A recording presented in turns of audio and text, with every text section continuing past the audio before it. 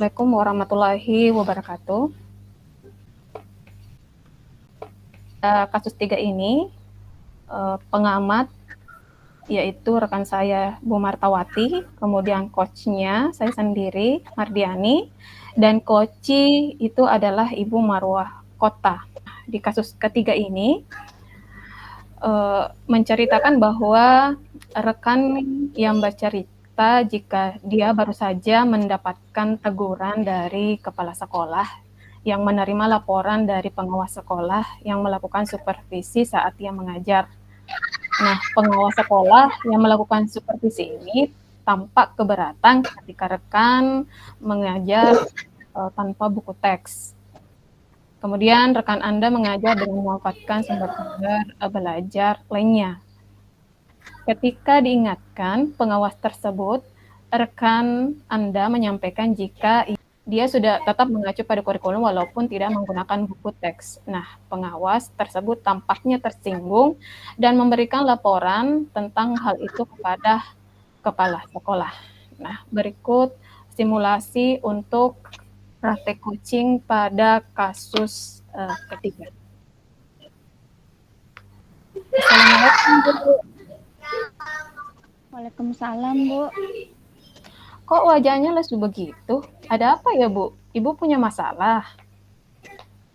Iya nih, Bu. Barusan saya dipanggil oleh kepala sekolah. Terus kenapa, Bu?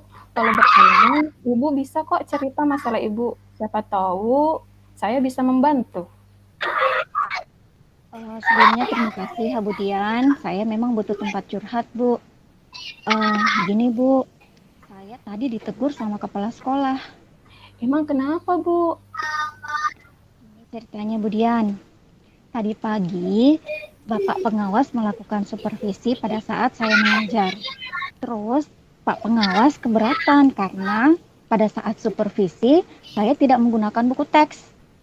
Karena memang pada saat itu saya mengajar menggunakan PowerPoint, Bu. Saya sudah menyampaikan kepada Bapak pengawas, tapi Bapak pengawas keberatan dan melapor ke Bapak kepala sekolah. Nah, begitu Bu ceritanya. Berarti Ibu hebat dong mengajar dengan memanfaatkan media PowerPoint. Saya mau tanya nih, apa Ibu mengajar sudah mengacu pada kurikulum? Menurut saya sudah, Bu. Saya tuh merasa cara mengajar saya itu sudah sesuai dengan kurikulum. Cuma saya memang menggunakan PowerPoint. Padahal PowerPoint yang saya buat itu tetap mengacu dari berbagai sumber termasuk buku teks. Tapi pengawasnya bilang, kok saya tidak menggunakan buku teks? Tapi kan saya mengacu pada kompetensi dasar, Bu. Sesuai kurikulum. Tapi Bapak pengawas tidak mau tahu. Katanya harus ada buku teks dalam mengajar. Jadi saya ditegur karena Bapak pengawas melapor kepada kepala sekolah. Kira-kira solusinya apa ya, Bu? Saya jadi bingung nih. Jadi ceritanya seperti itu ya. Kira-kira tujuan yang ingin Ibu capai dari diskusi kita atau harapan Ibu apa ya, Bu? Kalau boleh tahu. Saya ingin mencari solusi dari masalah ini, Bu. Soalnya saya kepikiran terus. Saya ingin menjelaskan kepada kepala sekolah kalau cara mengajar saya sudah benar. Cuma memang kadang-kadang saya menggunakan berbagai media. Setidaknya anak-anak tidak bosan dalam belajar. Saya juga sering menggunakan video. Saya juga biasa mengajak anak-anak keluar lingkungan sekolah, belajar di luar kelas. Tidak hanya menggunakan buku teks. Soalnya anak-anak sering bosan kalau hanya menggunakan buku teks. Ibu hebat ya. Justru saya terinspirasi dengan cara mengajar Ibu yang bisa memanfaatkan berbagai media belajar. Saya salut loh sama Ibu. Sebelumnya, Ibu sudah mempersiapkan bahan ajar, Bu? Iya, Bu, sudah. Saya sudah mempersiapkan RPP dan perangkat lainnya. Kebetulan pada saat Bapak pengawas masuk, saya menggunakan PowerPoint. Nah, PowerPoint itu saya buat dari hasil rangkuman dari beberapa buku teks. Jadi saya tidak menggunakan buku teks lagi. Cuma saja sedihnya saya karena Pak pengawas bilang harus menggunakan buku teks. Gimana dong? Sebenarnya Ibu luar biasa menggunakan PowerPoint dalam mengajar. Kira-kira kalau menggunakan buku teks, Ibu ada kendala tidak? Sebenarnya sih tidak ada, Bu. Cuma saya tidak mau cara mengajar saya monoton dengan menggunakan buku teks terus. Dari buku teks yang saya rangkum dalam bentuk PowerPoint, anak-anak malah tambah senang belajarnya. Katanya seru Bu belajarnya. Soalnya PowerPoint itu saya buat sangat menarik supaya memang anak-anak lebih tertarik dalam belajar. Bukan hanya buku teks, biar belajarnya tidak monoton. Jadi saya terus mencari berbagai cara agar anak-anak juga belajarnya lebih giat dan lebih bersemangat, Bu. Materinya juga cepat ditangkap sama anak-anak. Wah, hebat ya Bu, bisa mengambil hati anak-anak dan bisa memanfaatkan berbagai media untuk membuat anak-anak lebih tertarik belajarnya. Oh iya, hasil belajarnya bagaimana Bu? Bu, terima kasih loh sudah memuji. Dari beberapa media yang saya gunakan, dari situ saya juga bisa melihat Bu kompetensi sosial emosional dari mereka, melihat karakter mereka, dan disiplin dirinya juga terbentuk Bu. Makanya cara mengajar saya selalu saya modifikasi agar mereka belajarnya lebih bermakna. Anak-anak menurut saya sangat antusias belajarnya dan hasilnya alhamdulillah Bu, sikap, pengetahuan dan keterampilan mereka malah semakin meningkat. Sangat menginspirasi sekali Bu. Ibu sih hebat sekali. Saya jadi salut sama Ibu bisa memerdekakan anak-anak dalam belajar. Sebenarnya ini semua saya peroleh dari komunitas belajar saya, Bu. Saya pun sering merefleksi cara mengajar saya. Terkadang juga anak-anak saya kirimkan link untuk mengetahui apa yang mereka butuhkan dan dari segi mana yang mereka belum mengerti. Saya salut loh Bu. Cara Ibu memerdekakan anak-anak sungguh luar biasa. Sangat bagus sekali. Kira-kira rencana Ibu setelah diskusi ini apa ya Bu? Sebenarnya saya ingin menjelaskan kepada kepala sekolah, Bu, kalau cara mengajar saya tidak menyimpang dari kurikulum. Cuma saya berusaha mengembangkan cara mengajar saja. Nah, itu bagus Bu. Menjelaskan ke Bapak Kepala Sekolah apa yang terjadi sebenarnya. Nah, Ibu mau menjelaskannya seperti apa? Mungkin saya akan menjelaskan semua tahapan yang saya lakukan dalam mengajar kepada Bapak Kepala Sekolah agar Bapak Kepala Sekolah bisa menyampaikan kepada Bapak Pengawas. Dan saya harap sih agar hal ini tidak terjadi pada rekan-rekan kita yang lain. Dan kalau Bapak Sekolah berkenan, sebenarnya saya ingin sekali berbagi praktik baik kepada rekan-rekan juga, sekaligus memperkenalkan komunitas praktisi saya. Ibu punya komunitas praktisi. Alhamdulillah ada Bu. Jadi dari komunitas itu saya belajar banyak bagaimana cara memerdekakan anak dan memenuhi kebutuhan mereka agar mereka nyaman dalam belajarnya. Kami banyak berdiskusi dan berbagi pengalaman Bu. Wah, Ibu hebat sekali. Ibu luar biasa punya komunitas praktisi. Ibu juga sudah menemukan solusinya. Semangat ya, Bu. Jadi, dari penjelasannya Ibu tadi, Ibu ingin menjelaskan semua tahapan-tahapan yang Ibu lakukan selama mengajar, yang Ibu anggap sudah baik.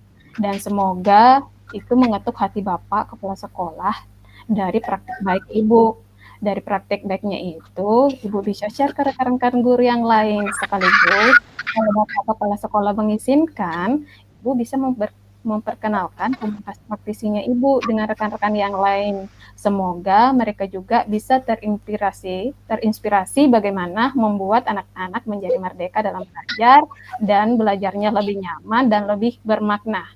Nah, kira-kira kapan nih Ibu bisa menjelaskan ke kepala sekolah? Saya sih maunya secepatnya Bu, biar tidak menjadi beban pikiran saya. Betul Bu, semakin cepat semakin baik loh. Kira-kira tindak lanjutnya agar pengawas bisa memahami dan komitmennya bagaimana Bu? Saya sih berharap mendapat petunjuk setelah berkomunikasi dengan kepala sekolah. Terima kasih ya Bu, sudah mau mendengarkan keluh kesah saya. Saya menjadi lega sekarang Bu, sudah bercerita panjang lebar ke Ibu dan menemukan solusi dari permasalahan saya.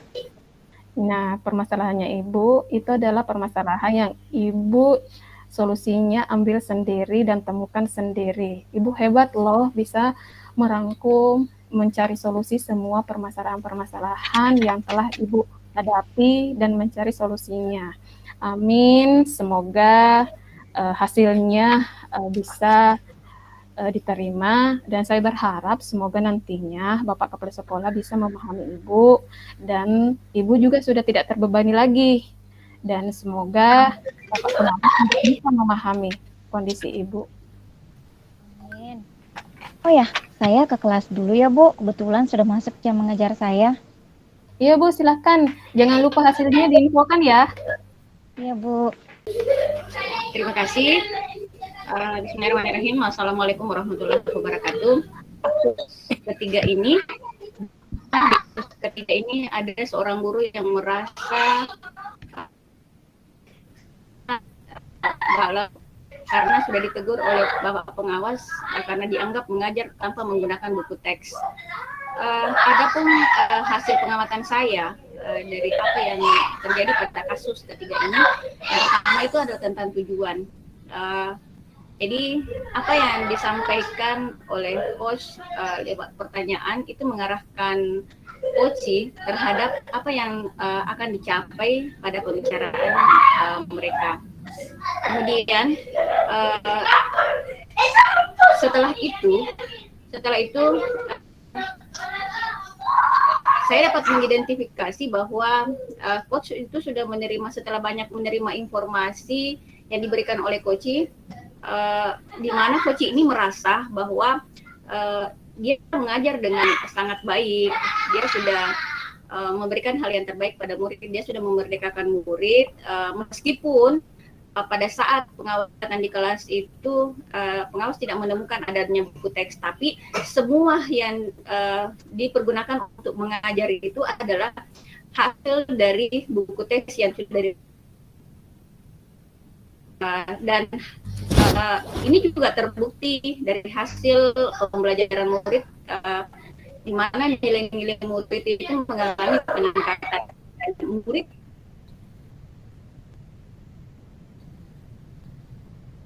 juga memang sangat antusias untuk belajar dengan metode berbeda. Jadi ini metode berbeda yang ditawarkan oleh Ibu Guru tadi. Kemudian